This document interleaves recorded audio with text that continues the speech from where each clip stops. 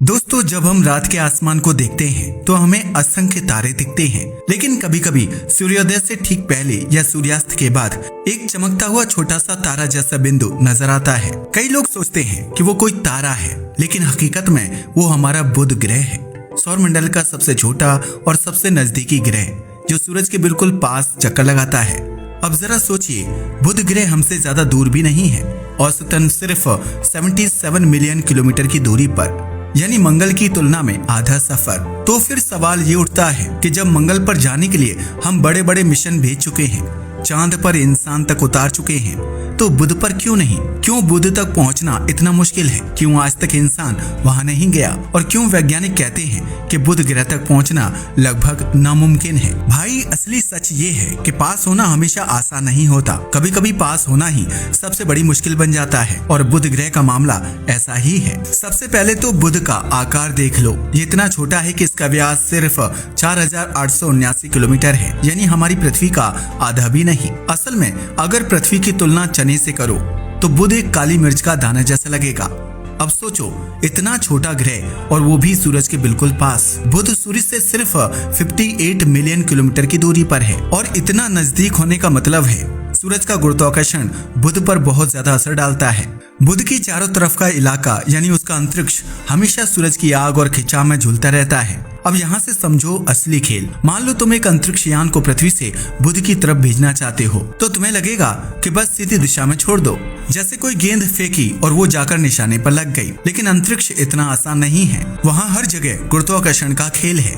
जैसे ही तुम्हारा यान पृथ्वी की पकड़ छोड़ता है और सूरज की तरफ बढ़ता है, वैसे ही सूरज उसे खींचने लगता है। सूरज का गुरुत्वाकर्षण इतना तेज है कि तुम्हारा यान रॉकेट की तरह उसकी तरफ भागने लगेगा, और अगर तुमने ठीक से कंट्रोल नहीं किया तो यान सीधे बुध को पार करके सूरज में गिर पड़ेगा। यानी मंगल तक पहुंचना ऐसा है जैसे तुमने लंबी छलांग लगाई, लेकिन बुध तक पहुंचना ऐसा है जैसे तुम्हें ढलान पर भागते हुए किसी छोटे पत्थर को पकड़ना हो। थोड़ा भी टाइमिंग गड़बड़ हुई तो पत्थर तुम्हारे हाथ से छूट जाएगा और सीधे गड्ढे में जा गिरेगा। अब जरा सोचो, मान लो कि किसी तरह तुम बुध तक पहुंच भी गए, तो वहाँ की हालत कैसी होगी?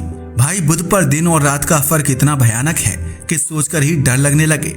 दिन में तापमान 430 डिग्री सेल्सियस तक पहुंच जाता है, यानी इतना गर्म कि धातु पिघल जाए, और रात में तापमान गिरकर -180 डिग्री सेल्सियस हो जाता है, यानी इतना ठंडा कि गैस भी बर्फ बन जाए। सोचो, एक तरफ आग, दूसरी तरफ बर्फ, जैसे किसी ने दो अलग अलग ग्रहों को जोड़ दिया हो। आखिर क्यों होता है ऐसा? क्योंकि बुध के पास वायुमंडल यानी कि एटमॉस्फेयर ही नहीं है। हमारी पृथ्वी पर वायुमंडल तापमान को बैलेंस करता है, दिन में सूरज की रोशनी को थोड़ा रोकता है और रात में गर्मी को संभाल कर रखता है।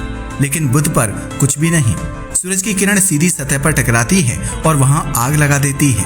रात को जैसे ही सूरज छिपा, सब कुछ बर्फ बन जाता है। अब सोचो, अगर इंसान वहां जाए तो क्या हाल होगा? दिन में शरीर जलकर राख हो जाएगा, रात में जमकर पत्थर हो जाएगा, और सूरज की किरणें वहाँ इतनी खतरनाक हैं कि किसी भी इंसान का शरीर तुरंत नष्ट हो जाएगा। यानी बुध ग्रह हमारे लिए सबसे नजदीकी होने के बावजूद सबसे खतरनाक ग्रह है। अब यहाँ आती है सबसे खतरनाक दिक्कत, ईंधन की। अंतरिक्ष यान के पास सीमित मात्रा में ईंधन होता है। मंगल तक जाने के लिए हमें ज्यादा स्पीड देनी पड़ती है, लेकिन कम ब्रेक लगाने पड़ते हैं। पर बुध तक पहुंचने के लिए बार बार रफ्तार घटानी पड़ती है, और इतनी बार ब्रेक लगाने के लिए जितना ईंधन चाहिए वो आज की तकनीकी से अंतरिक्ष यान में ले ही नहीं सकते। सीधी भाषा में कहें तो बुध तक सीधे जाने की कोशिश करना वैसा है जैसे तुम्हें दिल्ली से मुंबई पैदल दौड़कर जाना हो और तुम्हारे पास सिर्फ एक बोतल पानी हो। पहुंचना नामुमकिन नहीं, लेकिन लगभग असंभव है। तो फिर वैज्ञानिक क्या करते हैं? वे बुध तक सीधे नहीं जाते।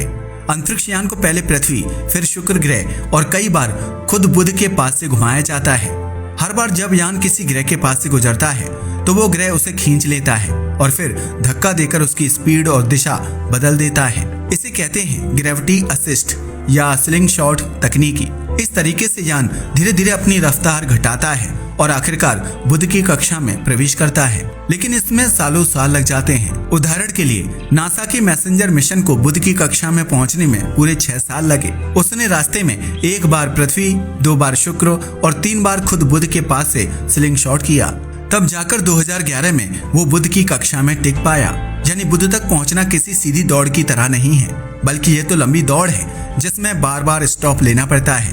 अब मान लो कि तुम्हारा यान बुध की तरफ जा रहा है, तो सोचो उसे कितना सामना करना पड़ेगा। सूरज की सीधी रोशनी। बुध सूरज के इतना करीब है कि वहां का तापमान 400 डिग्री सेल्सियस से ज्यादा हो सकता है।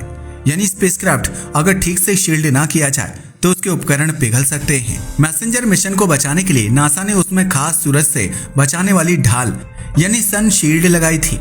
वो ढाल यान का तापमान कंट्रोल करती थी और उपकरणों को जलने से बचाती थी। सोचो इतना छोटा सा यान और सामने सूरज की भट्टी, जरा सी चूक और पूरा यान राख हो जाता। तो अब तक हमने क्या देखा? सीधा जाना नामुमकिन है क्योंकि सूरज खींच लेगा। ईंधन इतना ले नहीं सकते कि बार बार ब्रेक लगा सके। सालों साल स्लिंग शॉट करते ही वहां पहुंचना पड़ता है। सूरज की गर्मी से बचाने के लिए यान को खास तकनीकी चाहिए। यानी बुध तक पहुंचना एक साधारण यात्रा नहीं है। ये वैसा है जैसे तुम किसी नदी के तेज बहाव में नाव चलाकर बीच में पड़े छोटे से पत्थर पर उतरने की कोशिश करो। न ज्यादा तेज चल सकते हो, न ज्यादा धीरे।